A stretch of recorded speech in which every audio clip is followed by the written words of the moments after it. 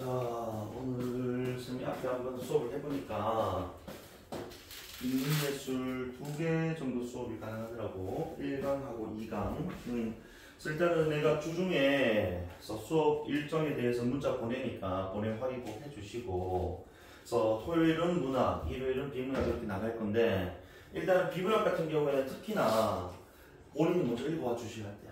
그래야 이 수업 듣는 의미가 있거든. 자, 그래서 일단은 인문예술 1강에서 교재 56페이지 한번 보시면은, 자, 오늘 읽을 질문이 사실 쉽진 않아요. 그래서 선생님이 일단 우리 인문지문 읽을 때 예술을 좀 스킵할게. 인문지문 읽어야 될 때 우리가 좀 조심 유의해야 될 점에 대해서 몇 가지 좀 언급을 하고 좀 읽을게요.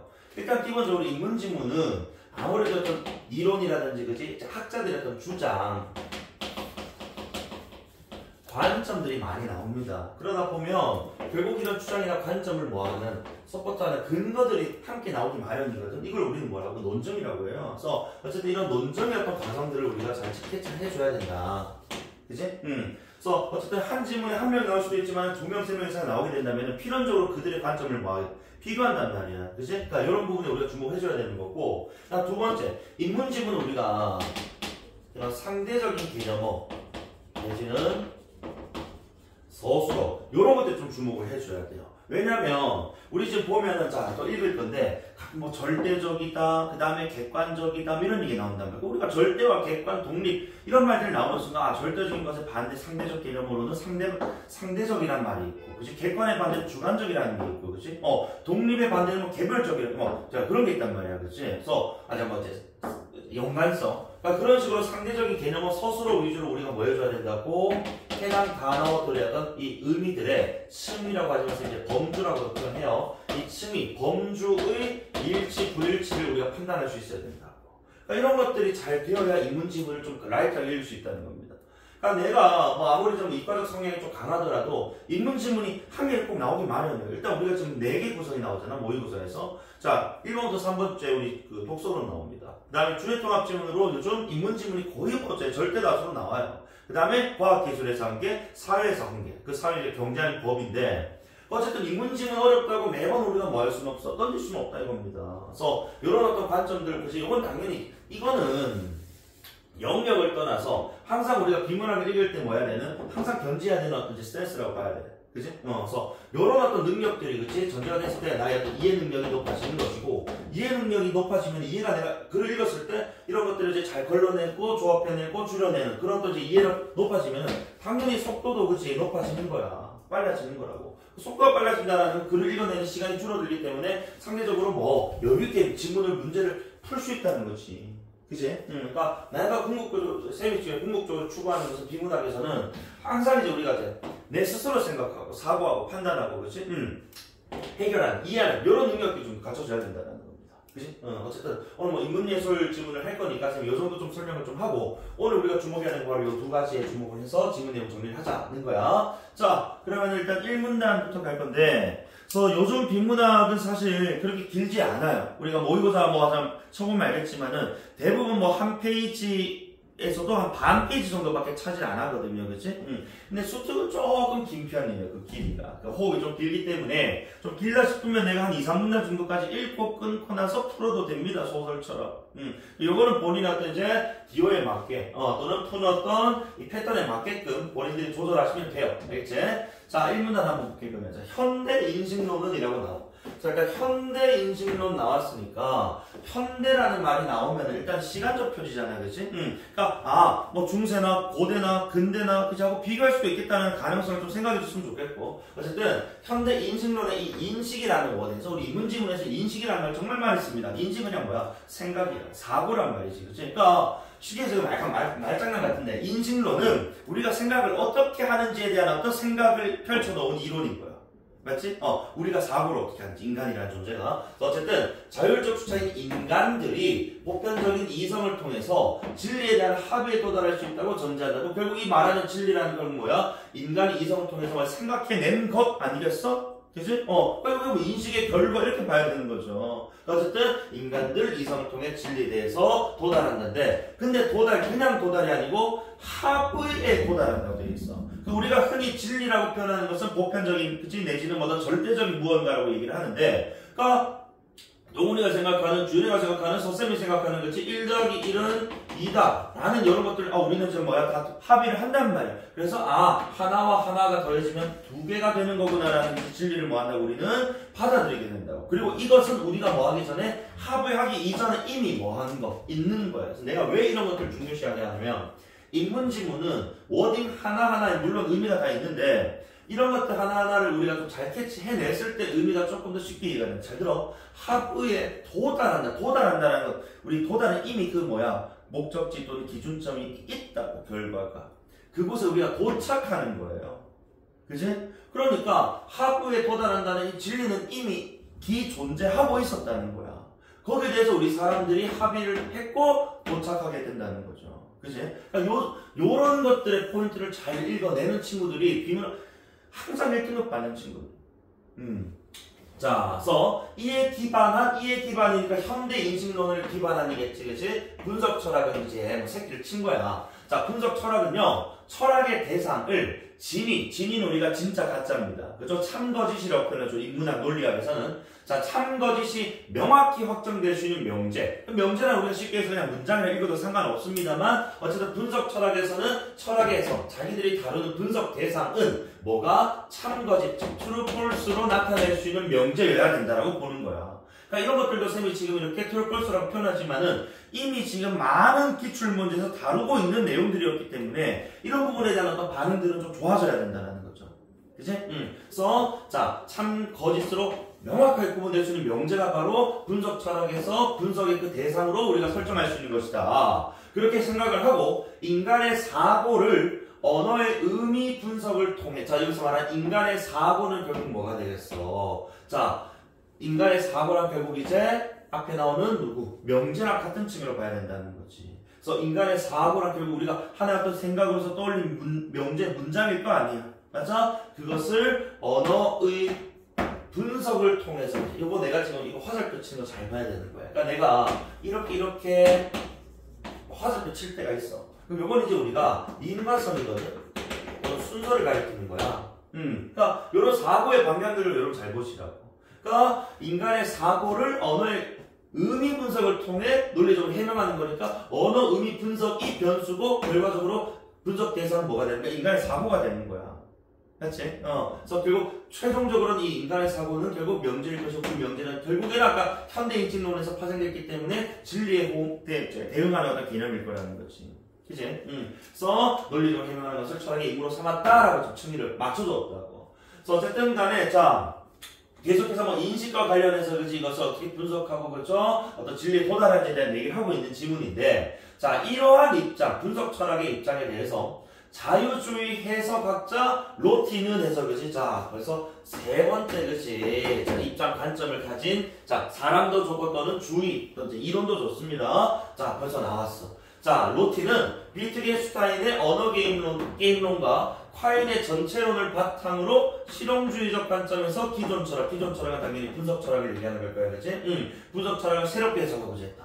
지금 벌써 또 보니까 비트겐슈타인, 그 다음에 콰인과 같은 또 다른 사람이 등장했는데 지금 여기서 내가 다 구조를 좀 시켜줘야 되는 게 작년과 재작년 수능에서 독서에서 뭐라고 했냐면 적절한 밑줄은 필요하다. 그리고 적절하게 내용을 정리해가면서 있는 게 필요하다고 수능 독서론에서 얘기를 했어. 그럼 우리는 여기 입각해서 좀 정리를 해보면서 읽을 필요가 있다는 거지. 그럼 이제 자 화제라고 왔을 때 이 인식에 대해서 그지 현대 인식론 일단 기본적으로 인간이라는 존재가 이성을 바탕으로 뭐 한다고 진리의 그 합의에 도달한다. 합의인데 뺄게 일단은 진리에 도달한다 라고 지금 본 거야. 그치? 그리고 이런 현대 인식론을 바탕으로 한 분석 철학이 지금 등장했어. 분석 철학이라는 친구도 보니까 자 우리 또 인간이 그치? 자 철학의 지금 주체일 건데 근데 그 철학의 대상으로서 지금 뭐를 명제로 지금 이제 설정을 해놓고 그치? 이 명제는 결국 또 인간의 사고라고 봤을 때 맞나? 이 인간의 사고를 뭐로써 언어의 의미를 의미를 분석함으로써 그런 명제의 자 또는 어떤 진리의 의미를 그치 판단하겠다라는 거거든. 분석해내겠다라는 거거든. 그런데 여기 대해서 이제 자 갑자기 로티라는 사람이 등장을 하면서 이 양반 지금 보니까 자 비트겐슈타인 그 다음에 화인의 무엇을 그치 자 바탕으로 해서 위와 같은 분석 철학의 새로운 해석을 내놓았다라고 그치 얘기를 한단 말이야. 그러니까 기본적으로 너희가 이제 다음 문단에서 궁금해야 되는 것은 비트겐슈타인이 어떤 사람이고 화인이 어떤 사람이고 그치? 그리고 얘네들의 어떤 이론을 합해서 분석 철학에서 어떤 해석을 내놓았는데 그치? 그래서 나는 지문을 읽을 때 이거는 비문학 전체 영역 얘기하는 거야. 내가 의문을 가지고 그에 대한 답을 찾아나가는 과정들이나 필요하다고 봐. 이거는 누가 쌤이 수업 중에는 내가 해줘. 얘들아 다음에 뭐가 나올까? 그치? 다음 내용이 뭐가 나와야 이 글이 구조적이고 논리적일까? 쌤이 이렇게 유도를 한단 말이야. 이런 것들이 이제 수업 중에 너희들이 머릿속에 실제 내 입 밖으로 내뱉지는 않더라도 머릿속으로 계속 사고해가면서 아 이런 어떤 구조, 이런 어떤 내용이 나왔을 때 다음 내용이 이런 내용이 나올 가능성이 높겠다라는 생각을 본인 스스로 할 수 있어야 된다고. 그러니까 이런 구조 속에서 아 로티라는 사람이 그치 요 A와 만약에 내가 A와 B로 해석을 볼게. A와 B라는 사람의 이론을 바탕으로 새로운 해석을 내놨다니까 이 해석, 이 지금 이론들, 이 입장들은 과연 무엇일 것이며 어떤 해석을 내놓았는지 그치 크게 딱 세 가지 질문 딱 가지고 간 거야. 왜? 무엇? 뭔데? 또는 어떻게 하는데? 요 정도 하면 된다. 요 정도만. 그치? 그래서 얘네가 뭔데? 그리고 그 해석을 어떻게 했는데? 라는 점이겠지. 자, 그래서 이 문단을 딱 봤더니 첫 문단에 누구 나와? 비트겐슈타인 나온다. 사실 우리가 뭐 인문지문에서 정말 또 많이 출제되는 사람 중에 한 명이죠. 우리 아리스토텔레스, 칸트, 데카르트만큼, 플라톤만큼 많이 나오는 게 언어학자 우리 또 비트겐슈타인입니다. 단독 지문으로는 탑5 안에 드는 학자라고 하더라고. 어쨌든 자 비트겐슈타인은 언어의 의미가 주어가 지금 언어의 의미예요. 자, 이 말의 의미가 언어의 의미가 언어 게임의 규칙에 의해 결정된다는 언어 게임으로. 그럼 봐봐. 그러니까 이런 문장들 읽어도 너희는 그냥 항상 좌에서 우로만 읽어나가지. 이게 지금 언어의 의미라는 것이 문장의 주어이고 이게 지금 이제 뭐야? 결과치거든. 그럼 결국 언어 게임의 규칙이라는 게 지금 뭐야? 변수가 되는 거야. 그럼 이제 이 사고의 도식의 방향은 우에서 좌로 가야 된단 말이야. 내가 눈으로는 좌에서 우로 읽었지만은 내 사고의 방향은 우에서 좌로 갈 수 있는 이런 실력들이 있느냐 없느냐. 이게 관건이라는 겁니다. 결국에. 이해돼? 그래서 결국에 언어의 의미라는 것은 우리가 쓰는 말 또는 진리, 그치 명제의 의미라는 것은 이런 언어 게임의 그치 자 규칙이라는 것에 의해서 결정된대. 그래서 언어 게임 론이라고 하더라는 거야. 그래서 우리가 게임을 하더라도 그치 자 우리가 농구를 할 때 그치 3점슛 라인 안쪽 던지면 2점, 그치 밖에 던지면 3점이라는 규칙 있잖아. 그죠? 이런 식으로 규칙 속에서 그죠 어떤 의미 내지는 어떤 이제 결과치들이 나온단 말이지. 그런 것처럼 언어도 마찬가지라 이렇게 생각하면 되겠죠. 자, 그래서 그에 따르면 비트겐슈타인에 따르면 수학이나 자연과학의 기본 개념처럼 자명하다. 그러니까 자명하다는 건 너무 뻔한 거야. 그지? 너무 분명한 걸 얘기하는 겁니다. 자, 기본 이제 수학이라고 내 자연과학이라고 던져놨단 말이야. 수학과 자연과학은 자연과학 우리 뭐 얘기하는 거야? 쉽게 얘기하면 물화생지 얘기하는 거예요. 그럼 지금 여기 수학이나 물화생지 같은 이런 지금 이제 객관적인 학문들이라고 우리가 만약 통칭해서 부를 수 있는 능력이 있다면 자 이런 객관적인 어떤 학문들의 기본 개념들 예를 들어 수학에서 이제 우리가 뭐 근해 공식은 이거다라고 딱 정확하게 명확하게 공식화해 놨잖아. 그렇게 우리가 알고 있는 것이 분명하다고 여겨지는 그런 지식들조차도 결국엔 이 지식 같은 말 결국 뭐야? 봐봐. 너희들 잘 치고 잘 맞춰봐라. 결국에 기존에 합의된 언어 게임의 규칙에 따라 구축됐다. 그럼 여기서 말하는 지식은 결국 뭐가 되는 거라고? 언어의 의미가 되는 것이고. 그치? 그리고 이 지식도 결국에는 뭐에 따라서 언어 게임의 규칙에 따라 구축됐다. 의에 결정됐다. 이런 뜻 아니야? 그 결국 다 청유가 맞는 말이라는 거지. 결국에는 이 지식이라는 거 우리는 언어의 의미 내지는 우리가 흔히 쓰는 진리, 또는 명제 하고 다 청유가 같은 말로 내가 읽을 수 있어야 된다는 거죠. 이렇게 라이트하게 읽어줘야 된다고. 청유 범주가 같냐다는 거야. 그치? 다음 한 개 더. 언어가 지시하는 대상 자체가 필연적으로 실제하는 것. 여기서 말하는 실제는 실제로 존재하는 걸 얘기하는 겁니다. 그치? 자, 그래서 언어가 지시하는 요 대상이 결국 뭐겠어? 지식. 그치? 즉, 우리가 흔히 하는 그런 공식들 아니겠어? 그 공식이 우리 머릿속에는 존재하지만 그게 이 세상에 실제로 존재하는 것은 무조건 존재하는 것은 아니라는 거야. 그러니까 존재하는 것도 있겠고 하지 않는 것도 있겠죠. 그래서 인문지문이 조금 어려운 게 이런 경우들도 있어. 인문지문은 아무래도 지문 내용 자체가 좀 어떻게 흘러가? 좀 추상적이에요. 그지? 그러다 보니까 그 내용이 개연적으로 흘러갈 수밖에 없다. 개연적이라는 게 그럴 수도 있고 그렇지 않을 수도 있다라는 거예요. 그래서 지금 필연적으로 실제하는 것은 아니니까 여기서는 필연적으로 실제하지 않는다. 실제하는 것은 아니니까 필연적으로 실제할 수도 있고 그렇지 않을 수도 있겠다라는 개연적 진술로서 받아들일 필요가 있다는 거죠. 이런 진술들은. 그러니까 비교적 과학기술적으로는 이런 질문들이 이런 어떤 이제 진술의 문장들이 적습니다. 되게 객관적인 글이니까 설명문이니까. 근데 이 문집은 아무래도 이제 논설문적 성격이 강하다 보니까 그렇죠? 그 사람의 어떤 이제 입장 주장이 절대적이라고 할 수는 없거든. 그러다 보니 이런 어떤 추상적이고 애매하고 개연적 진술 이런 어떤 늪에 빠지면은 너희들이 이제 이 늪에서 헤어나지 못하는 게 어디 많다는 거야. 그치? 어쨌든 간에 대상 자체가 필연적으로 실제하는 것은 아니니까 그치? 할 수도 있고 안 할 수도 있다.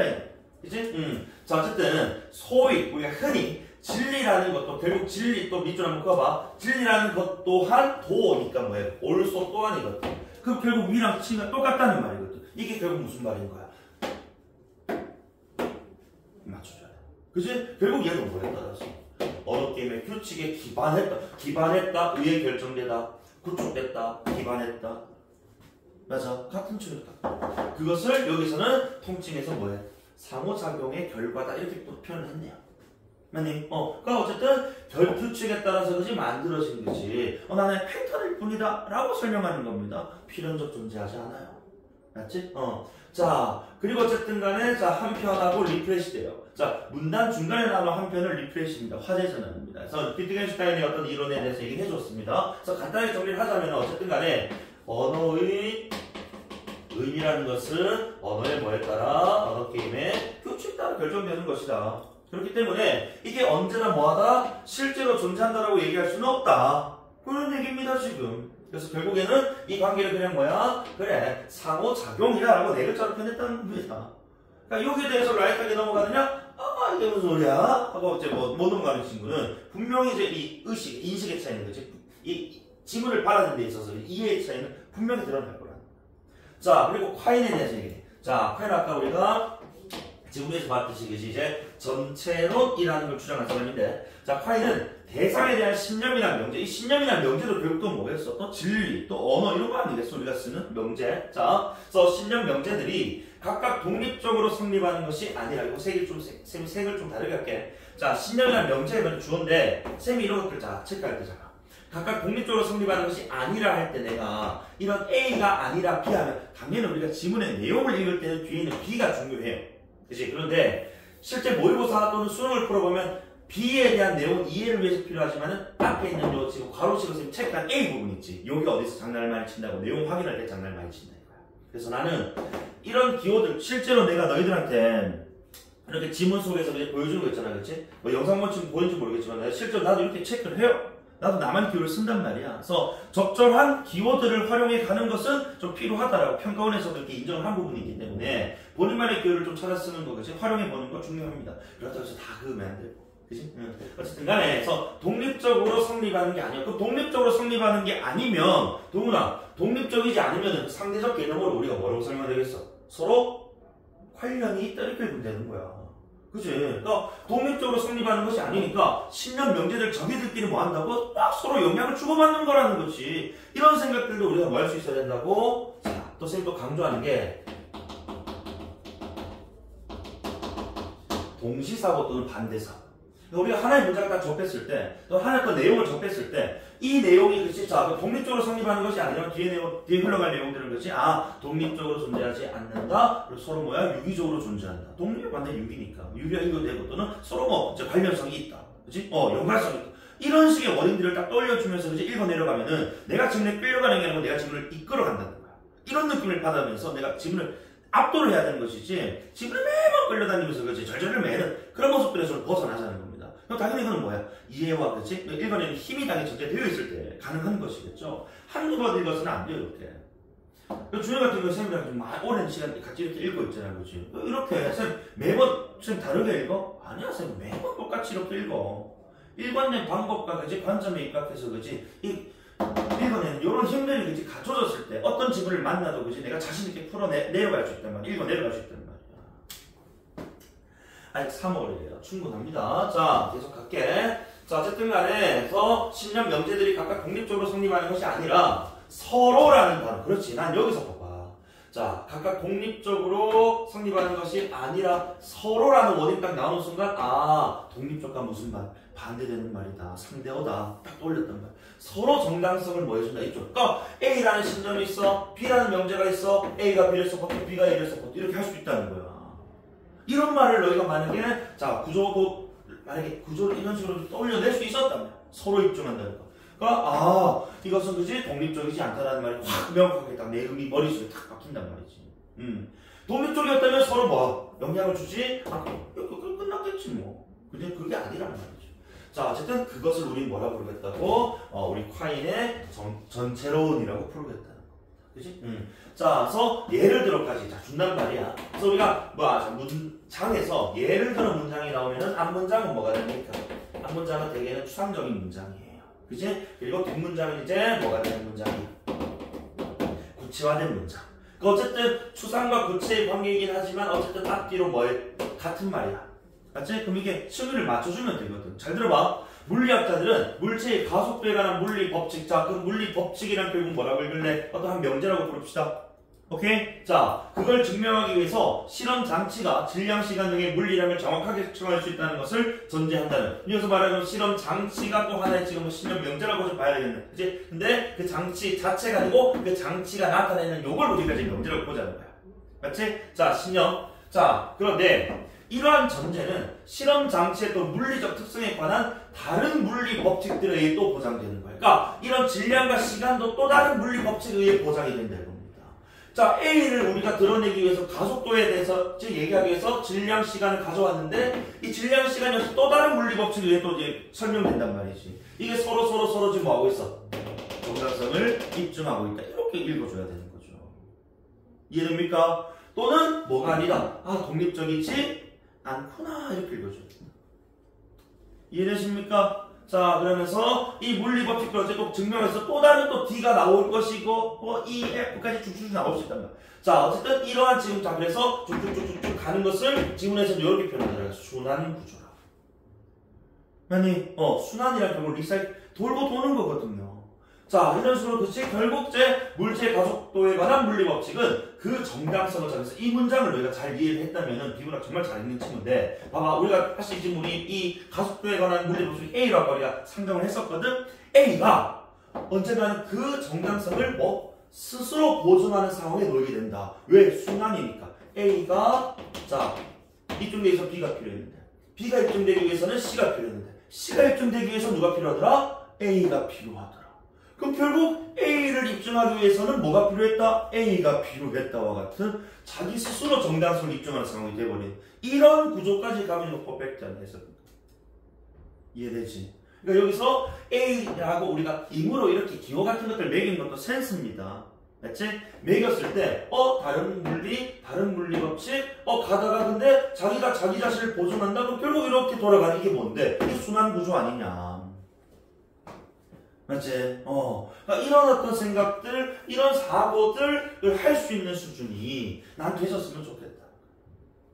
자, 그래서 어쨌든 그렇기 때문에 결국 봐봐. 이 모두한 그치? 자, A, B, C 자와 같은 이런 명제 또는 신념 따위들이 그치? 독립적이지 않고 다 서로 지금 이제 정당성을 입증하면서 또는 때로는 자기 스스로가 자기를 입증을 하는 그런 상황 속에 우리가 순환 구조라고 좀 설명을 했고, 콰이는 이처럼 모든 명제, 자, 모든이라는 요 전칭적 표현.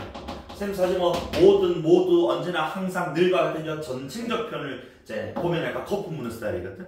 그래서 왜냐면 이런 것들 뭐가 없으니까, 예외가 없으니까. 맞지? 그래서 이런 것들도 이제 특징적 표현과 같이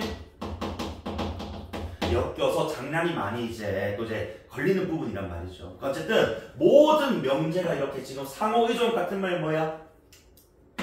상호 의존적인 맥락 같은 말 뭘까? 두 글자. 순환 또는 서로. 그치? 다 같은 말이야. 이게 친구 같은 말. 만약 또는 조금 더 길게 표현하면 독립적이지 않고 이렇게 읽어도 된다는 거야.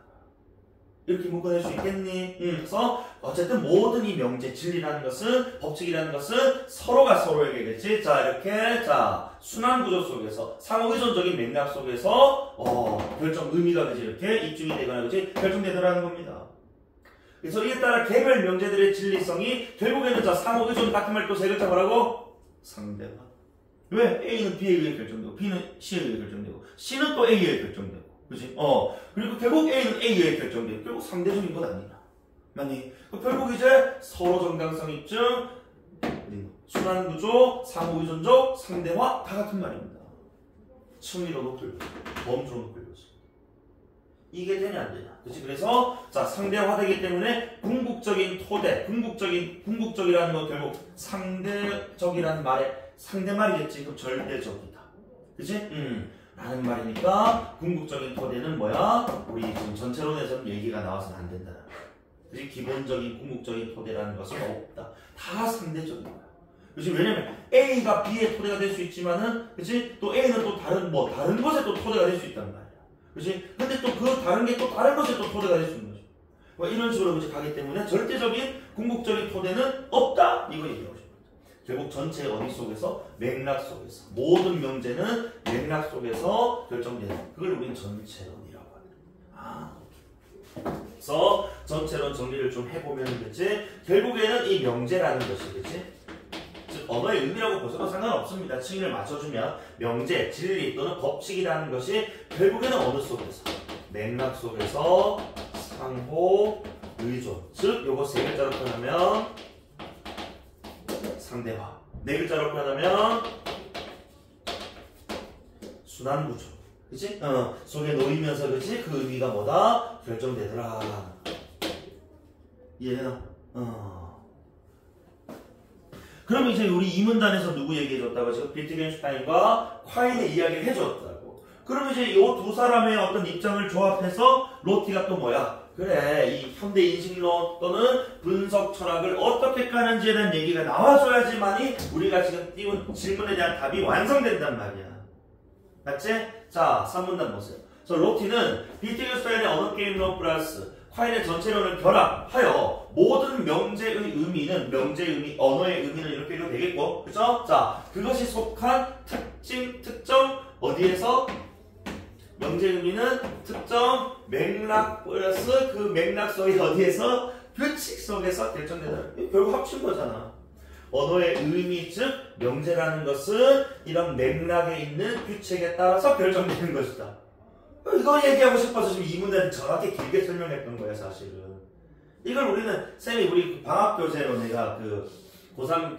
교재의 그 표지를 빌드업이라고 했거든 빌드업이 우리 현대 축구에서 공격을 위한 거야 전개 이 양상이잖아 마찬가지야 글도 하고 싶은 말을 하기 위해서 그렇지 정말로 필요한 개념들을 착착착 쌓아가고 마지막에 빵 터뜨린단 말이야 결국 로티가 지금 말하고 싶었던 것은 결국 이 언어, 즉 명제라는 것은 맥락 속에 있는 규칙에 따라 결정되기 때문에 그치? 너희가 말하는 그치? 자, 인간의 그 사고는 언어의 의미를 분석한다는 것 자체가 지금 여기서는 지금 아마도 지금 상대 또는 뭐 이런 말들이 나왔기 때문에 얘네는 전부 다 뭐야? 절대적인 어떤 맥락으로 지금 보고 있을 거란 말이지 그렇게 보는 건 잘못됐어라고 깔 가능성이 아주 높아진 거야 지금 이해돼? 맥락 속에서 규칙에 따라 상대적으로 결정되는 건데 너희는 그렇게 보지 않으니까 그건 잘못했어 라고 할 가능성 요게 맞는 점 확인해보라고 어쨌든 간에 그렇게 의해서만 자 만이라고 우리가 뭐 미시도끼리 한데 원리 그렇게 해서만 규정이 되면서 그 맥락을 벗어나는 의미가 있다 없다? 없는 거지 맥락 속 규칙에 따라서 의미가 결정되는데 맥락을 벗으면 어떻게 의미를 얻겠어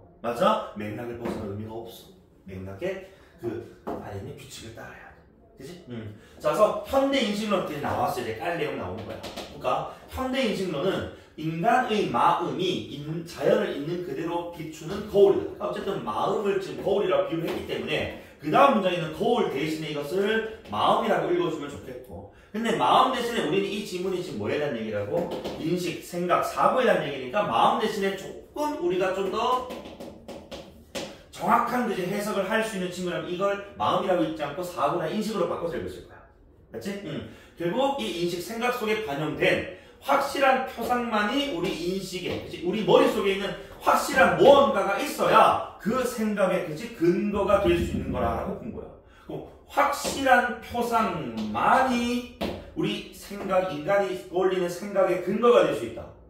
라는 게 누구? 현대 인식론의 입장이야. 그럼 당연히 로트는 뭐라고 하겠어? 확실한 표상이 없어도 맥락 속에 있는 규칙에 따라서 확실하지 않은 것도 사고의, 의미의, 언어의, 또는 명제의, 또는 인식의 뭐가 될 수 있다? 근거가 될 수 있다라는 얘기가 나와야지. 그래서 그러나 로티는 하고 나오잖아. 이러한 거울 개념을 부정한다고. 확실한 표상이 아니어도 인식에 도달할 수 있다고. 그래서 현대인식론의 진리는 의심할 수 없는 확실한 기초에 근거해야 된다라는 토대주의적 관점에 얽매여 있다고. 결국 이제 확실한 표상 이꼴 이게 바로 뭐야? 토대주의야. 토대란 아까 뭐라고? 확실한 표상, 궁극적 토대, 절대적인 무언가가 있어야 인식이 나온다. 생각, 언어의 의미가 결정된다. 이런 입장이거든. 그러니까 이 사람들은 지금 어떤 사람이다? 로티 입장에서는 확실한 토대를 그치? 바탕으로 우리가 지금 어디에 진리에 그치? 언어의 의미에 도달할 수 있다. 이렇게 본 거라는 거야. 그런데 로티는 이런 토대 필요 없다고. 맥락, 그치? 그 속에 있는 규칙만 있으면 다 풀이가 가는 거야.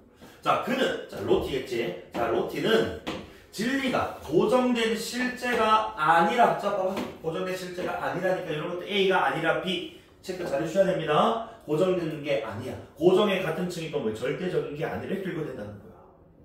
절대적인, 궁극적인, 고정적인 토대에서 그치? 시작하는 것이 아니라 합의의 산물이다. 합의의 산물이라는 것은 뭐 할 수 있는 거라고 바뀔 수가 있는 거니까 상대적인 거.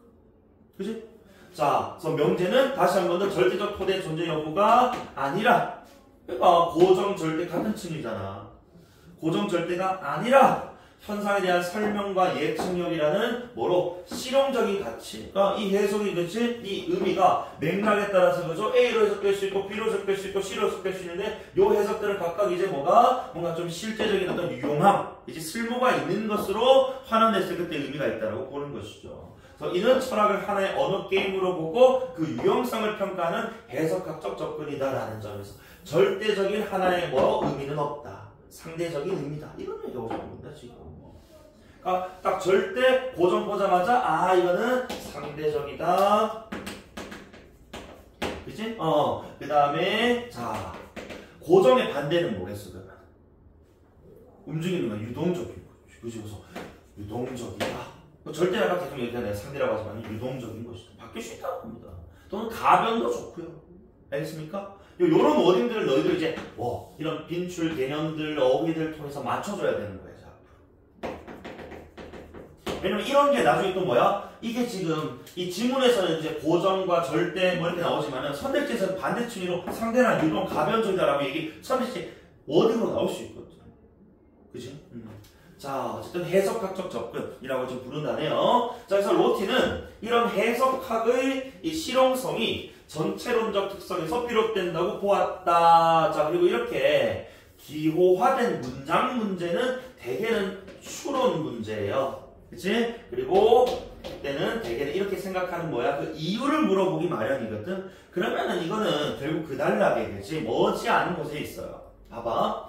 해석학은 다양한 형태의 담론이라고 어렵게 말은 하지만은 이야기라고 합시다. 또는 이야기니까 우리가 조금 더 좁게는 뭐라고? 언어. 그치? 또는 명제 빼고 듣는다고. 그치? 이 다양한 형태의 어떤 이 언어들, 명제들을 잘 인정합니다.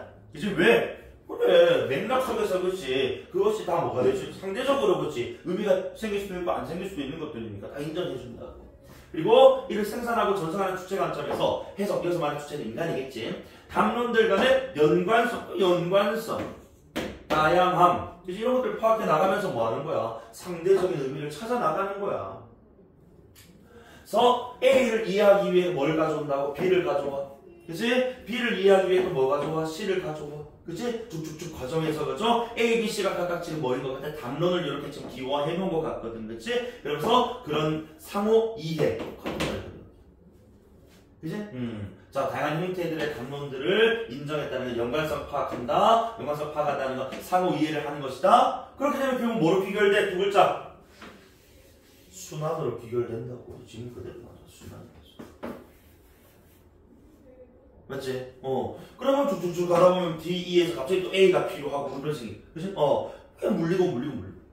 이처럼 해석학은 분석 철학이 비합리적이라며 배제했던 이야기들, 비합리적이라고 배제했던 이 언어, 아니, 너희들 요걸 참 그래. 요 말도 이 지문에서 난 좀 잘 읽었어야 됐던 거는데 아까 분석 철학에서는 무슨 명제만을 참 또는 거짓으로 판단할 수 있는 진위가 되지 분명한 명제만을 그 대상으로 철학의 대상으로 삼았었어. 이 담론이 결국 대상 아니냐. 언어, 명제, 진리. 여기서 말하는 비합리적이라고 배제했던 말은 결국 누구예요? 참 또는 거짓으로 뭐가? 판단이 안 되는 명제들. 이렇게 읽어줘야 되지. 여러분들이. 그래서 그 분석 철학에서는 인정되지 못했던 그런 명제들마저도 어디에? 전체로 틀 안에서는 뭐? 그네들의 의미가 복권, 그 권리가 살아날 수 있다 이런 뜻입니다. 의조, 이펙트. 뿐만 아니라니까 병렬, 서로 다른 담론 간에서, 서로 다른 언어 간에 또는 진리 간에 또는 명제 간에 대화를 촉진하는 역할. 여기서 말하는 대화는 좀 이제 의인법적이긴 한데, 그렇지? 서로 뭐야? 이거 또 같은 말, 대화 같은 말 위에 뭐 있어? 상호 이해지, 상호. 이해되나? 그러니까 결국 이런 해석학의 의의로서, 그렇지? 자, 참 거짓으로 판단할 수 없는 명제들조차도 지금 뭐야? 의미를 갖게 해준다는. 예를 들어서 물은 차갑다. 물은 차갑다. 당연히 참 거짓 판단할 수 있는 것 아닙니까? 만약에 버너 위에 펄펄펄 끓고 있는 물을 가리키면서 물은 차갑다면 그건 참 거짓 가능해? 아니라고. 그치?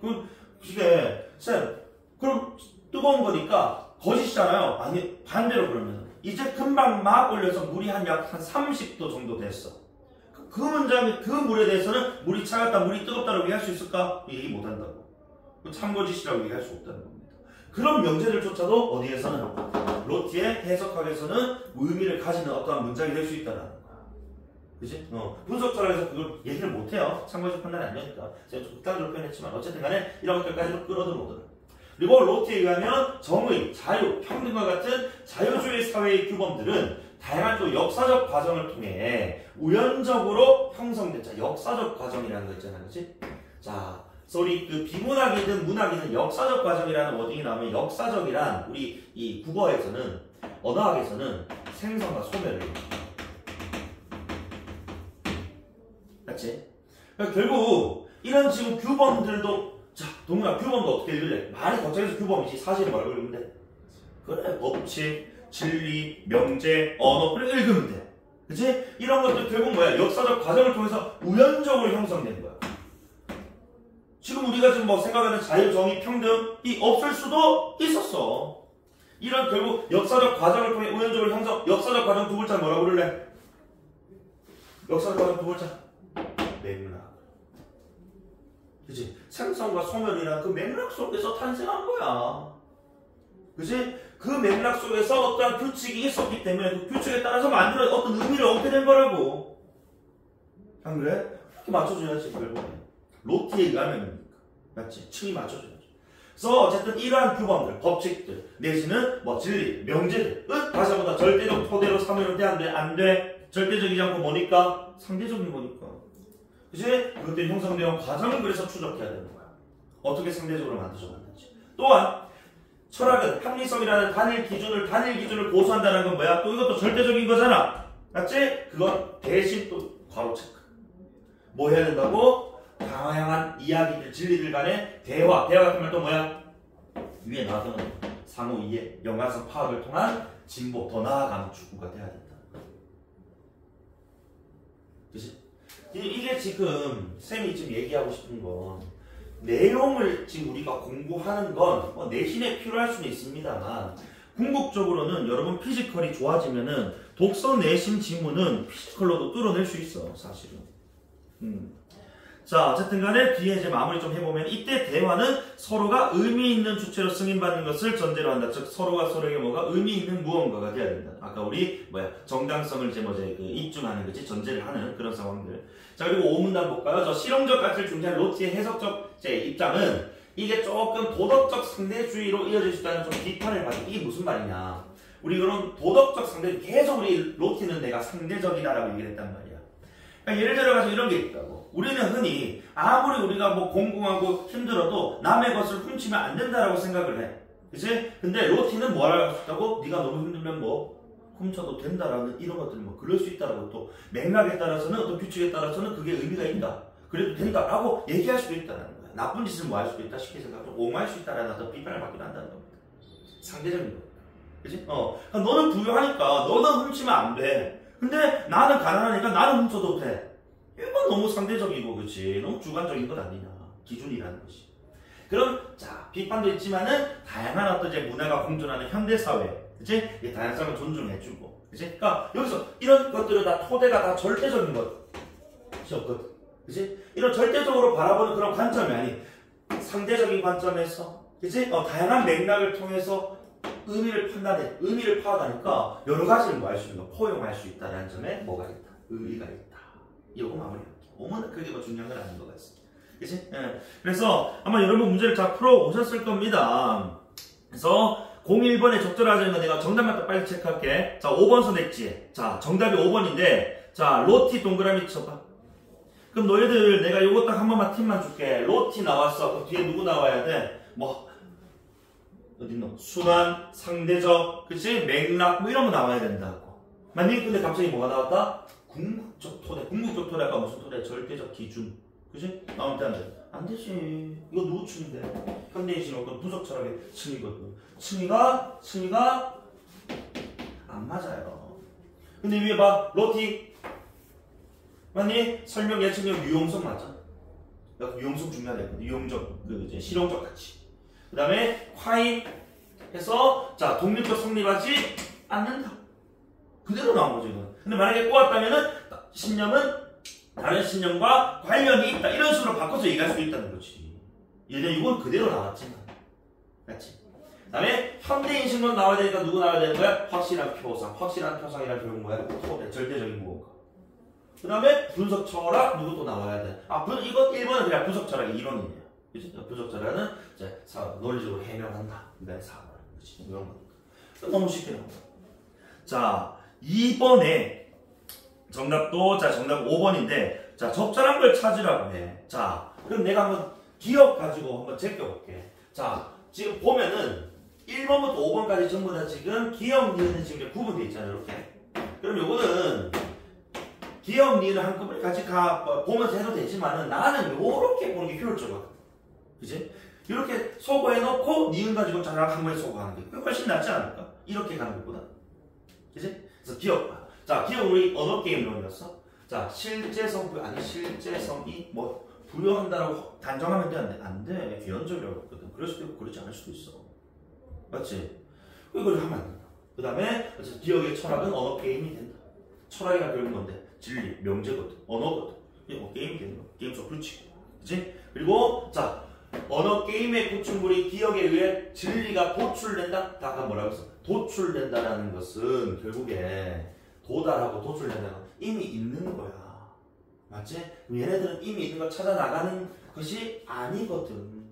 그치? 그래서 도출된다는 말씀 안 돼. 당연히 4번에 뭐 때문에 안 돼? 절대성 때문에 안 되지. 맞지? 그리고 상호작용 그거 맞잖아. 그럼 이제 2번, 5번 중에 니은만 보면 돼. 맞니? 자, 동아, 2번에 왜 안 돼? 토대. 그렇지, 토대 안 되지. 몇 번이야? 5번. 이렇게 가야 된다고, 얘들아. 알겠지? 이거 다 하나하나 기억력, 이 시간 하니까 시간 조금 올려. 3번. 자, 3번에 보기 안 읽을 겁니다. 왜 안 읽을까? 지금 선택지 한번 보세요. 선택지 보면은 하나 빼고 지금 뭐로 시작해? B에 따르면, 콰에 따르면, 로에 따르면 되어 있지. 그럼 결국 이거 무슨 문제야? 아까 1번 문제랑 똑같은 거야, 사실상. 승리가 맞아야 된다. 자, 비트겐슈타인에 따르면, 자, 명제가 지시하는 자연과학적 사실이겠지? 자, 써 실제하는 것은 아니다. 실제할 수도 있고 실제하지 않을 수도 있다. 맞는 말이잖아. 2번에, 자, 콰인이야. 자, 과학적 관찰에 근거한 명제를 검증한 토대가 존재할 수 없지. 토대는 없어야 된다고. 맞아? 그래서 어쨌든 간에 이런 자연에 대한 기술이 이겨서 말하기 전 테크놀로지가 아닌 거지. 서술입니다. 그치? 이 명제라고 보면 돼. 원자 명제, 복합 명제로 환원되지 않고 돌아가지 않는다. 어쨌든 토대가 없기 때문에 뭐 돌아가고 뭐가 되고 될 수 없다라는 얘기를 논리적으로 판단할 수 있어야 된다. 3번의 콰인에 따르면 어떤 원자 명제에 대한 검증이 다른 원자 명제에 의존하는 관계가 연속된다. 이게 같은 말 두 글자 뭐야? 순환. 그렇지. 그래서 결국에는 순환되다 보면은 A라는 명제가 누구를? 자기 스스로를 검증하는. 그죠? 아까 그 내용 나왔었잖아요. 그렇지? 스스로를 검증. 그것을 모순이라는 워딩하고 일치시킬 수 있냐 없냐. 3번 선택지가 되게 매력적인 선택지죠. 맞지? 이런 도식까지 생각해낸 친구는 아 그래 맞아. 어떻게 자기가 자기를 검증하지? 입증하지? 이건 아까 자기 스스로가 입증될 수 있다는 순환 구조였다는 거니까 이건 우리가 어떻게 보면 좀 모순적이라고 할 수 있겠다. 라는 선택. 아주 매력적이다. 맞는 말이죠. 그치? 자, 4번 선택지입니다. 로티야. 자, 로티에서 의사소통이 이루어지는 관계는 당사자 간의 상호 승인을 전제 아까 좀 인정도 받아야 된다 했거든? 근데 뒤에 뭐가? 주은아 이걸 뭐 틀렸어? 4번. 그렇지. 객관, 절대, 그치? 궁극. 같은 층으로 묶어야 되잖아. 객관적이면 안 된다. 상대적인데 어떻게 객관적이야? 그치? 탁탁탁 떨어지지 않습니까? 자, 5번 보세요. 로티에서 어쨌든 간에 뭐를, 그래. 과정을 추적하는 게 중요하다. 필연적이지 않기 때문에. 그치? 필연적이지 않다는 뭐야? 우연적이다. 이렇게 돼야지. 그치? 아까 역사 속에서 우연적으로 형성되고 과정 추적하는 게 중요하다 얘기했거든. 이렇게 층위를 바꿔줘야 된다.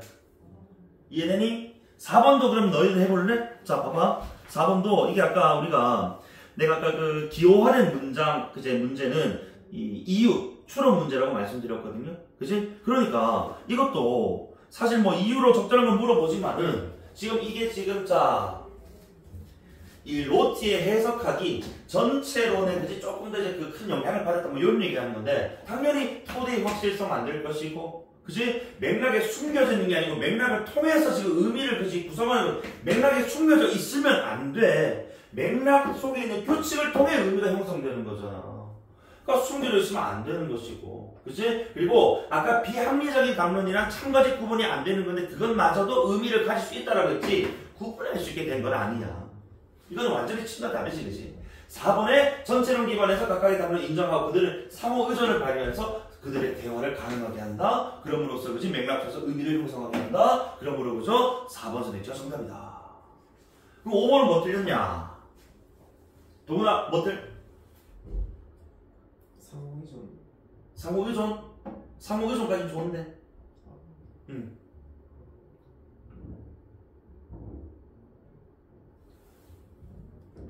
명제. 끝까지 정밀하게 기술이 틀렸지. 정밀이 뭐야? 아주 세밀하고 그렇지? 정확하게야. 근데 요거는 세밀하게 정확하게 기술한다는 건 말 그대로 어떻게 기술한다는 거야? 객관적으로 기술한다. 맞니? 그럼 돼 안 돼? 안 되지. 상대적인 건데. 그치? 똑부러지게 정밀하게 기술하면 상대적일 수가 없다고. 다른 상황에 다른 맥락에서는 이게 뭐야? 이 정밀하게 정리해놓은 게 다른 맥락에서는 못 쓰인다고. 안 그렇겠어? 여기 가야 돼. 이해됩니까? 좀 어렵죠? 그래서 인문예술 지문이 참 여러분들 만만하게 보는 지문이 많은데 나는 과학기술 법경제보다 인문예술이 예술 빼고 인문 지문이 더 어려운 것 같아. 논리학, 인문학, 특히 뭐 철학 이런 거 나오면 그렇지. 그러니까 이런 힘들 좀 빌려주세요.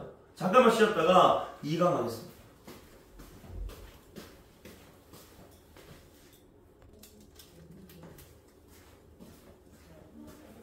자, 그러면 2강 한번 읽어볼까? 서로.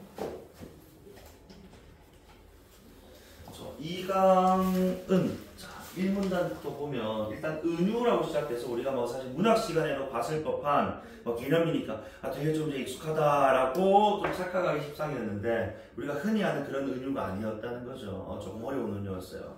자, 은유에 대한 학문적 정의 일단 아리스토텔레스의 또 시학이라는 책에서 처음 등장하는데 이에 따르면 은유는 낯선 이름들의 전이라고 이렇게 표현이 되고 있어. 무슨 대소리인가. 그래서 보니까 즉 어떤 대상을 가리키기 위해서 그 대상의 이름이 아닌 낯선 이름을 사용하는 것이다. 그러니까 쉽게 얘기하면 이거는 문학의 입제, 은유가 맞다는 거야. 내 마음이 되게 지금 뭐야 깊고 고요하고 잠잠하고 그치?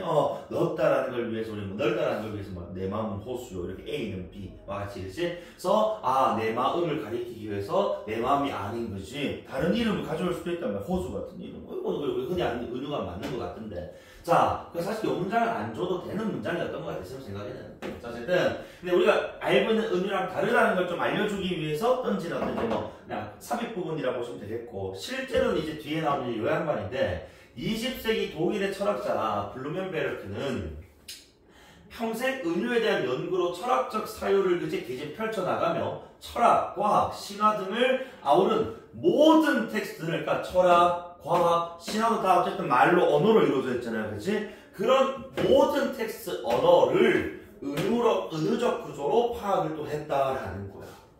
아, 참, 그래. 그래서 보니까 이번에도 또 언어와 관련된 그 이야기인 것 같은데, 자, 이 모든 이란 또 전칭적 표현이 나와버렸으니까 이 양반의 기승전 뭐일 것이다? 은유일 것이다.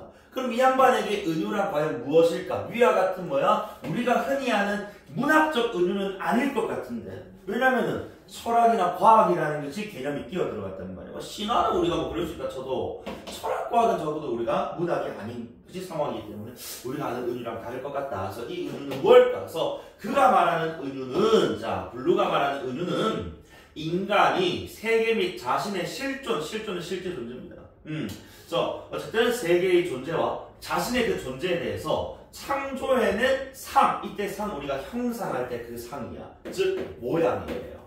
모습이라고. 그치? 형태. 이해되니? 즉, 자, 결국에는 이 은유라는 개념을 인간이 세계와 자신에 대한 창조해낸 어떤 형태, 이렇게 지금 정의를 했단 말이야. 이게 무슨 말인가? 자, 어쨌든 은유의 주체는 지금 누구야? 인간으로 설정이 되어 있고, 그치? 그 대상으로서, 그죠? 자신의 실존이 그 대상으로 설정되어 있는 거예요. 뭐 문법적으로 얘기하면, 그치? 그러니까 실존이라는 것에 대해서, 자, 창조해낸 모양인데, 그러니까 우리라는 이 존재가, 그치? 각각 이제 우리가 뭐 존재를 합니다만 세계의 어떤 다른 어떤 물질들 또는 어떤 이념들, 과학적인 어떤 개념들, 이런 것들은 우리가 뭐 할 수가 없는 거. 뭐라고 이제 뭐 얘기는 할 수 있지만, 그치? 뭐 막상 떠올릴 수는 없는 것일 수도 있단 말이야. 그런데 그런 떠올릴 수 없는 것들을 인간들은 떠올릴 수 있게끔, 그치? 모양, 형태가 있는 것들처럼 뭐 한다고 만들어낸, 그치? 그걸 뭐라고? 은유라고 부르겠다.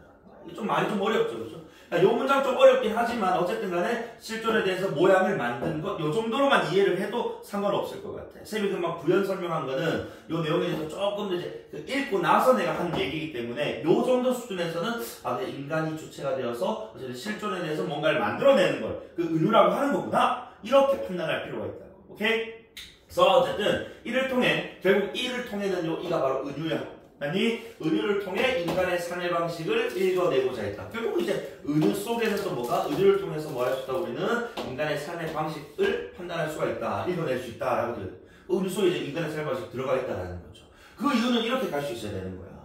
왜? 은유란 결국 인간이 세계와 자신의 실존에 대해서 창조해낸 것이기 때문에 그 모양을 보면 인간의 뭐가 들어가 있다고, 그 모양의 삶의 방식이 들어가 있다. 그지? 그래서 요 문장과 요 문장을 함께 읽어냈다면, 그치? 아, 은유 속에는 인간의 실존에 대한 창조 모양이 들어가 있습니다. 당연히 그 인간의 실존에 대한 모습, 그 모양이, 방식이 드러났다. 이렇게 가야 돼. 어쨌든, 자, 은유에 대한 학자고, 뭐, 은유학이라고 그걸 명명을 했답니다. 자, 어쨌든 간에, 뭐, 아리스토텔레스가, 자, 사용하는 은유는 어쨌든 요건 이제 비유적인 은유라고 보시면 될 것 같고, 자, 우리에게는 블루멘베르크, 그냥 불이라고 생각하기 너무 기니까. 자, 이 사람의 이제 이 은유가 중요한데, 결국 우리 인간이, 자, 세계 또는 우리 자신, 우리 인간들, 그치? 이 지금 이제, 자, 실존에 대해서, 그죠? 뭐 하나의 상으로, 그치? 창조해낸 무언가, 그치? 보이지 않는 무언가를 모양으로서 형상화해낸 거. 그리고 그 속에는 결국 뭐가 들어가 있다고? 인간의 삶의 방식이 들어가 있다. 그치? 자, 그리고 밑에 이제 이 문단은 결국 이제 요 1문단이 이 블루멘베르크의 이제 기본 입장, 이렇게 요약적으로 설명한 거라면은 이 문단부터 이제 상술이 나오겠죠. 그치? 왜 이런 주장을 했고, 결국 자, 주장이 나왔다는 건 결국 뭐라고? 이 주장을 하게 된 이유나 근거가 나오기 마련, 논증적인 과정이 나오기 마련이라고. 그럼 논증에 딱 입각해서 읽어내요. 자, 그래서 그는 은유에 대한 종래란 기존의 원래의 이런 뜻입니다. 기존의 원래의 철학의 해석을 두 가지로 제시를 했죠. 그러니까 종래의 철학에 대한 해석을 지금 우리 누가 불이 그치 두 가지를 내놨대. 이 두 가지를 내놓으면서 이 두 가지 해석으로 인해니까 인과야 자 은유의 중요성이 간과되었다는 은유가 정말 중요한 건데 요 두 가지 내가 해석 내놓은 것 그 이전의 그 해석 때문에 문제가 좀 생기고 말았다는 거죠. 그치 그러면은 이 해석 두 가지는 바로 문제의 뭐야 원인들이 되겠다. 1, 2 그치? 응. 자 쌤 이제 R 적용과는 이제 리전 또는 뭐 이유라고 그냥 생각하시면 되겠고 P는 이제 프로블럼 문제라고 보시면 되는 거 알겠지? 지금 문제 제기. 자, 어쨌든 간에 자 첫째 R1 수사적 기법으로 자 이 은유인데 수사적 기법이라는 거 우리 문학에서 쓰는 겁니다. 흔히 쓰는 비유적인 기법으로의 은유야. 자 오른쪽 한번 볼까? 자 우리가 표현법을 다른 말로 수사법이라고 하거든 문학에서. 자 이러한 관점에서 은유는 명료한 사실에 대한 표현을 강화한다고. 아까 그냥 내 마음이 그냥 깊다라고 하면 될 거를 내 마음은 호소하니까 보다 어때? 임팩트가 있다는 말이에요. 그럼 이건 이제 명료한 사실에 대한 표현 강화를 위한 그냥 단순 도구 수단일 뿐이라는 거예요. 그것에 그치니까 뭘 파악하기 어려워? 우리 불에게 은유는 인간의 삶의 방식을 읽어낼 수 있어야 되는데 인간의 삶의 방식을 읽어낼 수 없지. 맞아? 그러니까 이런 은유 때문에 은유의 중요성이 그치 간과됐어. 이건 잘못됐어. 두 번째, 자 명확한 개념적 인식에 이르지 못했어. 그러니까 이게 개념으로 아직 명확하게 우리가 정확하게 얘기를 하지 못했는데 불완전한데 추측적인데 그때 은유를 써버린다. 자 이때 은유는 개념이 형성되지 않은 개념이 형성되기 이전에 잠정적으로 우리 잠정이라는 것은 것이 아직은 확정되지는 않았습니다. 그렇지? 마치 그런 것처럼 인정하는 그 앞에 있는 추측이랑 불안제랑 같은 말이에요. 자 잠정적으로 사용되는 필요악 우리 무슨 뜻이야? 써서는 안 되지만 어쩔 수 없이 쓸 수밖에 없는 그치? 그걸 우리 필요악이라고 하거든. 그러니까 이때 은유를 써서는 안 되지만 이게 명확하지가 않아서 명확하게 드러나기 이전에 지금 약간 임시 대용으로 지금 쓰고 있는 개념으로서 뭘 썼다고? 은유를 써버렸다고. 그러니까 이렇게 지금 불완전하고 추측되고 잠정적인 것 속에서 뭐가 안 드러나는 거야? 인간의 삶의 방식이 안 드러나니까 은유의 중요성을 사람들이 모르고 그냥 명확한 개념 드러나면 이제 은유를 안 쓰고 버려버리는 거야. 은유는 그냥 단순 잠정적인 것이었기 때문에. 그러니까 1문단에서 했던 얘기들이 비문학은 항상 1, 2문단 초반 부분, 서두 부분을 잘 읽어 내려와야 되는 것들이 이게 다 이어서 연결되는 거란 말이지. 아니 이게 돼야 되는데 이 은유라는 것에 대해서 그치 사람들이 I want to 그치 자 전부 다 지금 이제 그냥 강화는 요건 이제 쉽게 이해를 위해서겠지 또는 불완전 추측 잠정적인 무언가 요 정도로만 생각을 해버리니까 인간의 삶의 방식을 읽어낼 수가 없다 이겁니다. 그래서 결국 인간의 사유가 발달하여 어떤 대상을 가감없이 표현할 수 있는 이제 뭐가 나와? 투명한 형식 같은 말 뭐야? 명확한 개념이거든. 아니 이 명확한 형식 개념이 나타나면 은유를 뭐 한다고? 잠정적으로 그냥 그렇다고 여겼던 은유를 버린다 이거야. 그러니까 그 속에서 인간의 삶의 방식도 못 찾을 뿐더러 버려버리니까 그치 당연히 찾을 수가 없는 노릇이 돼버리는 거지. 그래서 불완전 추측으로부터 이제 버린다. 요건 여기까지 가야지 2번 맞죠? 그래서 어쨌든 이러한 관점 그치 이 문제점 R2에서는 결국 궁극적으로 철학의 모든 은유가 순수하게 개념적인 용어로 대체되는 것이 바람직하다고 관주했다. 그래서 어쨌든 그러면은 봐봐 이러한 관점이니까 앞에 바로 얘기하는 지금 R2를 얘기하는 거거든. 그럼 결국에 얘네가 잠깐 그치 그 개념이 좀 명확하기 이전에 쓰던 개념이니까 버리면서 다른 개념으로 대체가 된다. 이거를 인정을 해버렸다. 맞지? 얘는 그냥 잠정적인 거니까. 다른 개념이 완벽한 명확한 게 나오면은 그지 그걸로 바뀌는 게 맞다라는 입장이라는 거야. 근데 여기에 대해서 뭐라고 한다고? 불은 개거품 물 거라는 거야. 불이 나와. 그래서 전통 철학의 이런 지적대로 은유가 수사적, 즉 기억이나 아직 개념으로 환원되지 못한 잉여 누구 얘기하는 거야? 잠정적인. 아이고 그렇지. 잉여를 잠정으로 읽었다면 너무 잘 읽는 거지. 마치 불안적 추측적인 것으로. 그런 점을 근데 은유 그럴 수 있어. 자 근데 이 두 가지 문제점이라고 보면서도 이것을 문제 원인이라고 보면서도 그걸 인정을 하면서도 그럼에도 불구하고 은유 중에는 결코 개념으로 대체가 안 되는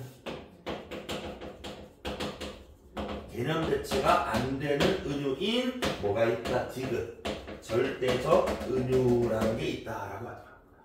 그래서 기억과 니은 인덱스 이렇게 지금 매겨져 있어. 그치? 그리고 절대적 은유가 디귿이라고 매겨져 있을 건데 그렇게 좋아. 얘네들로 인해서 은유가 지금 이렇게 우리가 간과됐. 근데 얘네들은 다른 개념이 나오면은 대체될 수 있어. 맞아. 하지만 개념으로 대체돼서는 안 되는 절대적인 은유가 있다고. 절대적인 이번에는 이 질문에서는 절대가 정말 중요한 워딩이 되죠. 아까 이 1강에서는 이제 상대라는 워딩이 되게 중요했다면 이번에는 은유사. 얘네는 결국 뭔 거야? 결국 상대적인 거야. 아니 기억 니은은 상대적이야. 그치? 그래서 결국에는 다른 개념으로 대체가 될 수 있는 거니까라면 얘는 절대적이라서 대체가 되면 안 된다는 거죠. 그리고 그 속에는 뭐가 담겨있을까? 당연히 이게 녹아있을 거야. 기억 니은에는 없는 인간의 사회 방식이 녹아있는 은유는 바로 무슨 은유다? 절대적 은유다. 라는 이 얘기를 하고 싶었던 거야. 그래서 은유에 세 가지가 있는데 기억 니은 은유 오케이 인정해. 하지만 기억 니은에 너무 집착하면 은유의 중요성 우리가 까먹을 수 있고 버릴 수 있으니까 걔네들은 버리고 누구의? 절대적 은유에 우리가 주목해야 돼. 요거 얘기할 거야. 결국 요까지 다 빌드업이었다. 그치? 자, 봐. 결국 자 대체될 수 없는 고유한 그치? 그 다음에 자 철학적 언어로 근본 바탕이 되는 것이 존재하는데 그것을 절대 다 같은 말이잖아. 고유, 절대, 근본. 만약에 층이 딱딱딱 맞춰줘. 이해돼? 그럼 이제 동훈아 사문에서 뭐 얘기해주겠어 너? 그래 절대적 은유 더 설명해줘야지 이제. 왜 얘가 절대적이면서 그렇지? 왜 얘가 다른 것과는 다르게 대체가 안 되는지 이런 것들에 대한 의문을 또 띄워야 된다. 질문을 아까 내가 왜, 무엇, 어떻게 띄워야 된다 했잖아. 항상 질문해가면서 호흡해가면서 네가 필자라면 다음 문단에 어떤 내용을 쓸 것인가? 그치? 어떤 내용을 넣어야 이 글이 구조적이고 논리적일 수가 있는가? 생각 한번 해보라. 자, 봐. 3문단. 둘에 따르면 절대적 은유는요 개념적 사고의 미달 그냥 개념적 사고에 도달하지 못해서 대체가 안 되는 게 아니라 내가 들어볼게. 오히려 개념의 바탕 근간이 된다고. 왜? 얘 아까 위에서 뭐라고 했어? 절대적인 것이고 고유한 것이고 근본 바탕이 된다라고 이미 얘기를 하고 넘어왔잖아. 그치? 오히려 개념의 바탕이 개념보다 더 상위 개념이 돼버리는 거야. 이해되니? 그러니까 뭐로 돌아갈 수가 없는 거야? 개념으로 돌아갈 수가 없는 거지. 대체될 수 없는 거지. 그치? 이것이 바로 개념의 근본. 그치? 이렇게 된다. 자, 그래서 봐봐. 세계의 본질이나 삶의 지향성 등과 같이 개념으로 설명할 수 없는 이런 궁극적 질문 이게 바로 뭔데? 세계의 본질이나 삶의 지향성 이게 뭔데? 세계와 자신의 실존. 맞아. 이게 좀 아까 불이 얘기했던 은유였거든. 결국 불이 얘기했던 은유의 정의에서 그때 은유는 기억도 아니고 니은도 아니고 절대적 은유였거든 사실. 맞지? 이렇게 딱 사고가 딱 정리가 돼야 돼. 이것에 답하려는 시도다. 그러면서 그 질문들은 이성을 통한 인식 가능 영역을 넘어선다. 그러니까 이성을 통한 인식 가능 영역을 넘어선다라는 것은 대답이 가능 불가 안 된다라는 찾을 수가 찾기가 쉽지 않다라는 겁니다. 자, 규정적 대답을 구할 수가 없는 것이야. 그렇기 때문에 개념으로 뭔가 확정할 수 없는 것인데 이 과정에서 절대적 은유라는 것은 이런 현실의 총체랑 결국 전체적인 거야. 그치? 현실의 그 전체성을 묘사하는 이미지를 생성해서 우리가 사는 세계는 뭔데 결국에는 삶의 방식 또는 세계, 자신의 실존 요거 얘기하는 거죠. 맞지? 그래서 우리가 사는 세계를 표현할 수 있다. 그러니까 어쨌든 그 질문들이 참 답받기는 어렵습니다만 기억 니은으로 안 될 거지만은 절대적 은유, 개념의 근본으로서의 절대적 은유로는 뭐 할 수가 있다. 우리가 어느 정도는 답을 구할 수 있다. 또 답이 아니 미안합니다. 이미지를 생성해낼 수 있다. 이렇게 정리를 하죠. 이미지. 알겠지? 답이라기보다는 이미지를 만들어내서 우리가 사는 세계를 드러낼 수 있다는 이 표현한다는 이 우리가 사는 세계를 표현한다는 이 이미지가 결국 뭐야? 모양이니까 이걸 나는 상이라고 하는 표현했어 사실은. 그치? 상으로서 드러내는. 왜 아까 은유라 결국 끝까지 가서 뭐라고? 상으로 드러내. 아니, 자, 그래서 예를 들어 미지의 세계를 찾아 출항하고 망망대해서 난파당하는 등 항해와 관련된 은유들은 세계 속에서 살아가는 인간의 그 실존인 거야. 저런 사람도 있고 이런 사람도 있고 그런 사람도 있고. 맞지? 그런 표현하는 게 결국 삶의 뭐야 이거 지금 뭐 하는 거야? 삶의 모습이잖아. 방식이잖아. 실존의 모습 이거 결국 이제 절대적 의미인 거지. 그 모습으로 지금 뭐야? 드러난 모양이라는 거야. 이거 다 절대적 의미라고 부르는 거야. 이해됩니까? 예시니까 이거 지금 넘어가도 된다. 자 그리고 자 밑에 자 또한 절대적 은유에서 계속 얘기한 또한이니까 자 은유는 자 절대적 은유는 인간의 세계를 대하는 기본 자세와 태도를 표현하는 기본 자세와 태도 결국은 인간의 삶의 방식을 표현. 그렇지? 또 인간의 행위의 또 방식을 또 설정해 주기도 한답니다. 그렇지? 그래서 어쨌든 자 글에 따르면은 세계 속에서 살아가는 인간은 압도적인 현실을 맞닥뜨린 이래 그것을 어떻게든 뭐 하려고 파악해서 두려움을 떨치려 애써 왔대요. 압도적인 현실을 맞닥뜨렸다. 뭔가 좀 이제 우리를 이제 압도하는 뭐 자연의 힘, 또 뭐 세계의 질서, 우주의 섭리 뭐 이런 것들이겠지. 자 그리고 어쨌든 거기에 맞서 왔고 예로부터 지금까지 철학과학 등 인류의 지성적 결과물들은 모두 그러한 분투, 여기서 말하는 분투는 뭐야? 위에 나오는 어떻게든 파악 같은 말이겠지. 그치? 맞서서 해석하려고 했다. 그치? 떨쳐내 했던, 애써왔던 그것이 이제 상이한 형식으로 표현된 형식 결국 뭐겠어? 상 모양인 거야. 서로 다른 모습으로 드러난 게 바로 각각 뭐다? 철학과학. 아까 1문단에 뭐라고 했어? 1문단에 뭐라고 했더라? 불은 이 절대적 은유, 절대적이라는 말이 나오고 그 1문에서 없었지만은 이 은유를 통해서 뭐? 철학, 과학, 신화 설명했다. 이제 답을 찾아가는 거야. 그치? 우리 인간이 살아가는 실존의 어떤 제2 상들을 만들어 나가는 과정에서 철학이라는 상이 나왔고 이제 과학이라는 상 모양이 나온 거야. 그리고 이제 뭐 남았니? 신화 나왔잖아. 신화. 그치? 신화 한번 볼까? 자 그리고 하지만 그런 노력에도 불구하고 여전히 인간이 개념으로 규정할 수 없는 궁극적 영역들이 있다. 그럼 이 말인즉슨 앞에 있는 그런 철학과학들은 어느 정도 뭐로 개념적으로 그치 어느 정도는 뭐야 정리가 되었다고 봐도 되는 거야. 그치? 자 그런데 여전히 개념으로 규정할 수 없는 궁극적인 영역들이 있는데 절대적 은유는 여기에 구조를 부여해서 즉 개념으로 규정이 안 되는 궁극적인 것들에 또 구조를 부여를 한대요. 절대적 은유가. 색에 대한 명백한 또 뭐를 제공해? 또 상을 또 제공해 준다 계속. 그치? 그러니까 개념으로 대체가 안 되니까 계속 상으로서 그렇지 그거를 이제 넣음으로써 그렇지 좀 더 이해를 쉽게 해준다는 거야. 볼까? 예를 들어서 세계를 시계라는 은유로 나타낼 때는 시계는 일정한 규칙에 따라 움직이는 하나의 시계 즉 결국에 시계는 지금 안에 있는 거야 각각의 구성 요소들 부품들이 그치 딱 톱니바퀴들이 딱딱딱 아구가 맞아 돌아갈 때만 움직인단 말이야 작동한단 말이야. 그러니까 그럼 세계를 자 우리 세계라는 이제 이 작동의 원리 이 세계의 선을 우리가 다 포섭하지 못했어. 우리가 다 득달하지 못했다고. 그런데 그걸 시계라고 나타냈을 때 그냥 이 세계는 질서라는 하나의 어떤 상, 이미지로서 내 머릿속에 딱 떠오른다 이거야. 그러면 세계는 더 이상 예측 불가능한 것이 아니다. 그냥 이 질서, 섭리에 따라서 그렇지 돌아가는 어떤 하나의 뭐야 유기체구나 또는 뭐 구조물이구나 이 정도로 생각하면은 더 이상 공부 대상에는 뭐였다고 두려움을 떨쳐낼 수 있다는 거야. 이거 좀 같은 말이죠. 맞지? 문장이 결국 같은 말이야. 그러니까 우리가 세계라는 이 워딩이 그치 개념으로 규정할 수는 없지. 이 세계가 얼마나 넓어 다이내믹 그치? 너무 다이내믹하고 너무 다양하다. 규정할 수 없는데 거기에 뭐 한다고? 시계와 같은 그치 상을 부여함으로써 구조를 부여함으로써 그냥 뭐 질서가 반영돼. 그치? 섭리가 이치가 내재되어 있는 뭐 이런 식의 어떤 의미로서 그래 우리는 예측 가능해 라고 얘기한다. 자 그러면서 밑에 이제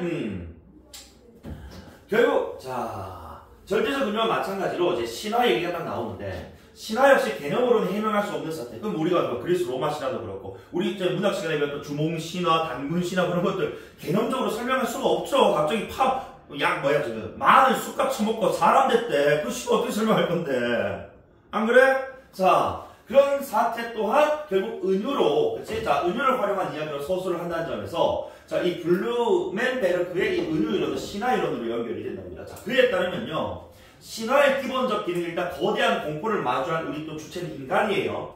그것의 그 공포에 자 이름을 지어붙이고 이야기를 창조하는 거야. 그래서 막연한 뭐야? 불안을 구체적인 두려움으로 바꿈으로써 세계의 폭력과 혼돈으로부터 자신의 안전을 도모한다는 거야. 예를 들어가지고 우리 자 고대 사람들한테 갑자기 한 1년 내내 365일 내내 비가 안 와버리는 거야. 그러니까 이거 우리가 흔히 뭐 가뭄이라고 하잖아요. 그치? 그럼 가뭄에다가 그지 이름을 이제 막 지어 붙인 거야. 형상 아무거나 붙인 거야. 그래 놓고는 이것에 대해서 그죠 불안 이제 뭐야 이제 두려움으로 고치면서 이것은 뭐야 누구의 어떤 제 저주다 뭐 이런 식으로 그지 막 신화를 막 만들어내 버린다는 거지. 어떤 신의 그지 저주면서 어떤 신의 분노다 뭐 이런 식의 또는 징벌이다. 그러면서 결국 그렇게 생각하면 뭐야 내 잘못이 아니니까 아 이거는 그냥 이 세계 신이 분노한 거라서 그냥 뭐 한 것이다. 아 이거 내가 조금만 버티기만 넘어갈 수 있는. 그래서 내가 좀 뭐 하게 되면 조금 이제 안정을 좀 찾게 되는 뭐 자기 합리화이긴 한데 그래서 안전을 도모하려는 것. 자 예를 들어 자 선생님 했던 얘기 똑같은 거 같아. 신이 최초로 볼 때는 고대 그리스 문헌에서 신들은요 만물을 질서에 따라 대처하는 권능은 뭐야? 권리와 능력. 그치?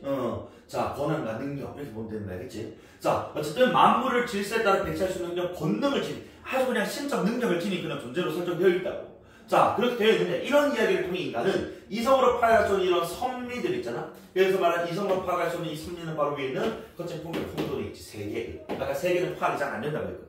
그치? 이것을 뭐 한다고? 그냥 신들의 권능에 의해서 이루어진 거라고. 갑자기 홍수가 나서 그 포세이돈 신이 화난 거야. 벼락이 쳐 제우스가 지랄병 난 거야. 이런 식으로 그냥 뭐 한다고? 여겨버린 거야. 그러면서 세계를 뭐 한다고? 아 이런 질서 이럴 때는 이렇게 천둥번개가 치는구나. 이럴 때는 비가 많이 오는구나. 이럴 때는 비가 안 내리는구나. 이럴 때는 뭐 하구나 라고 그냥 믿고 안전을 도모 즉 안도하게 된다. 이런 식으로 자 신화라는 것에도 그지 결국에는 뭐 한다고? 세계에 대한 이해가 좀 부족하니까 우리가 할 수가 없으니까 신화라는 것에 그지 그런 의미를 부여함으로써 그지 뭐 한다? 우리가 안도를 하게 된다. 결국 이런 자기 보호 기능에서 더 나아가 신화는 다양하게 변화되어서 인간이 또 뭐하는 추구하는 가치까지 함축한다는 거야. 그래서 우리 당군 신화에 뭐 들어가 있는 홍익인간 인간의 논리 이롭게 하라 이런 것도 다 들어가 있고 맞지? 자 그러면서 신화의 의미는 결국 자 다시 고정불변의 실체가 아닙니다. 신화의 전승과 수용 과정에서 자 역사적 존재인 인간 자 역사적 존재 아까 내가 뭐라고 했어? 생성과 소멸이라고 했어. 자 우리 2000년 전의 사람 그리고 2000년 전 사람 지금 살아있을 수 있어? 없어요. 그럼 우리는 이제 그 사람들이 소멸되고 생성된 지금 21세기 우리 이 사람들이 또 뭐야? 또 신화를 또 만들어 갈 것이고 또 우리가 죽고 난 뒤 2000년 뒤의 사람들은 또 다시 우리의 신화를 없애버리고 자기들만의 또 신화를 만들어낼 수도 있거든. 어쨌든 역사적 존재인 인간, 생성과 소멸을 반복하는 인간의 뭐에 따라 문화적 선택이니까 이건 이제 자의적이네요. 그죠? 자신들의 그치? 선택에 따라서 그 의미가 그치? 그리고 변이가 일어난다라는 겁니다. 어쨌든 여기서 말하는 문화적 선택에 따라 의미의 선택과 변이가 일어난다라는 것은 결국 우리 인간이 뭐다? 은유의 주체다. 인간이 은유의 주체다. 라는 거지. 이거 얘기하고 싶은 겁니다, 지금. 그리고 마지막 단락은 어쨌든, 자, 이 블루멘베르크의 학문적 탐구는, 그래서 이 인간이, 이제 주체 인간이야.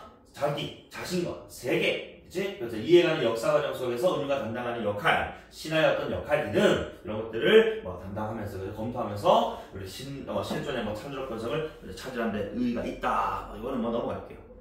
자, 그러면 봐봐. 똑같은 맥락. 01번 문제는 넘어갈게. 정답 2번하고 넘어간다. 자, 02번 문제. 블루멘베르크야. 그러면, 자, 1번에, 그치? 절대적 은유가 개념적 사고의 바탕이 된다고 했어. 절대적 은유가 개념의 근본.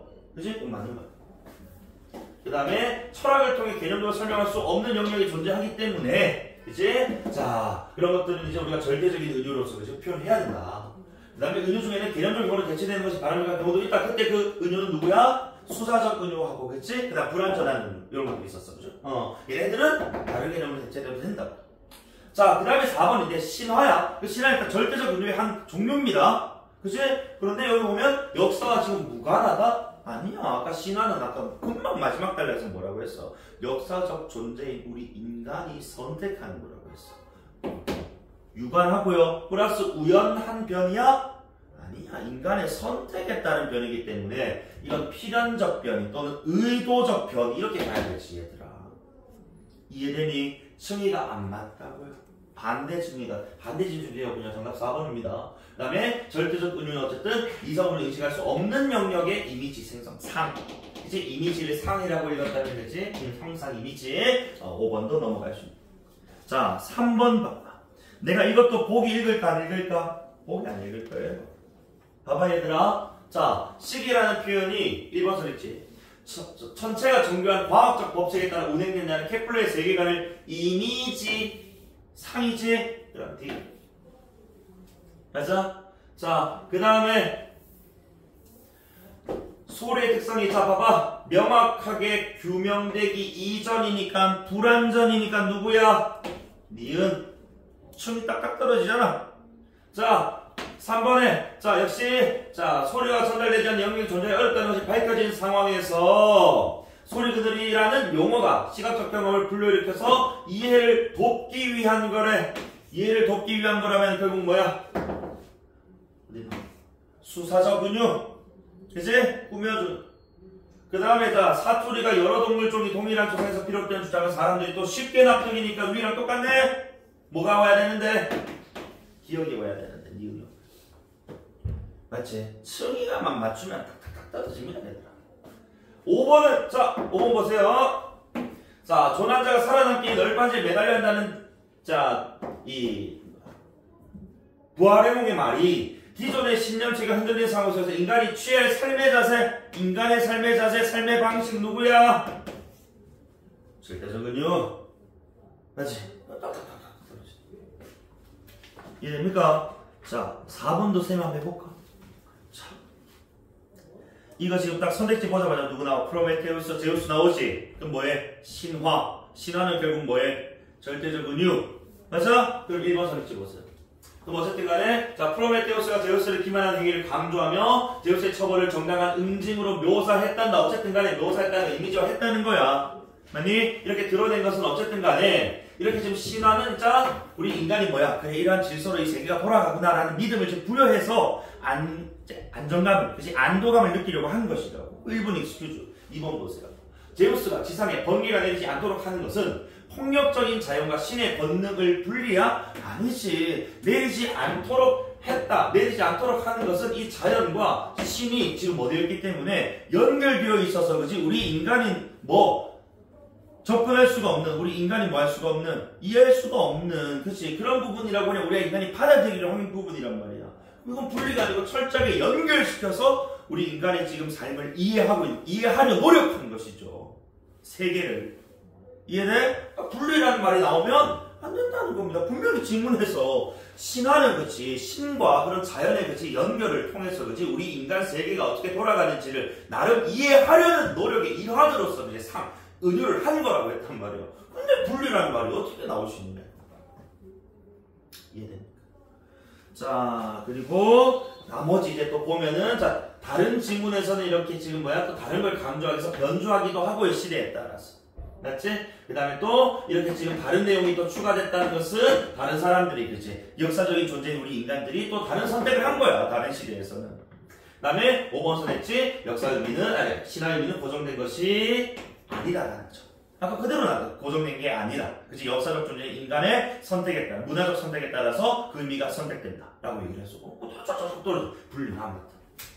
솔직히 보기 같은 거 읽은 시간 솔직히 한 2, 3분 더 걸리거든. 3번, 4번 포함하면. 그런 것도 다 스킵할 수 있다고요. 논리를 푸는 방법들을 여러분 좀 이제 생각 좀 해줘서 선택지 분명히 풀 수 있다. 지문이 핵심인 거지. 보기를 읽고 문제를 푸는 게 아니에요, 사실은. 알겠지? 물론 뭐 사회 지문에서 뭐 현상을 분석하는, 그치? 뭐 예를 들어서 뭐 법, 경제가 나와가지고 어떤 현상, 어떤 사건을 주고, 그치? 분석하려면 그때는 보기를 읽을 필요도 있을 겁니다만, 이런 인문 지문에서 특히나 지금 이런 입장, 관점들을 파악하는 문제들은 보기를 굳이 고려하지 않더라도 충분히 문제만으로도, 선택지만으로도 해결할 수 있다. 고생 많으셨습니다. 오늘 여기까지 하고 다음 주에도 쌤이 화수 중에 수업 내용 어제 전달 드릴 겁니다. 그래서 필요한 부분들이 있으면 참고하셔서 등원하시면 돼요. 아시겠습니까? 고생 많으셨습니다.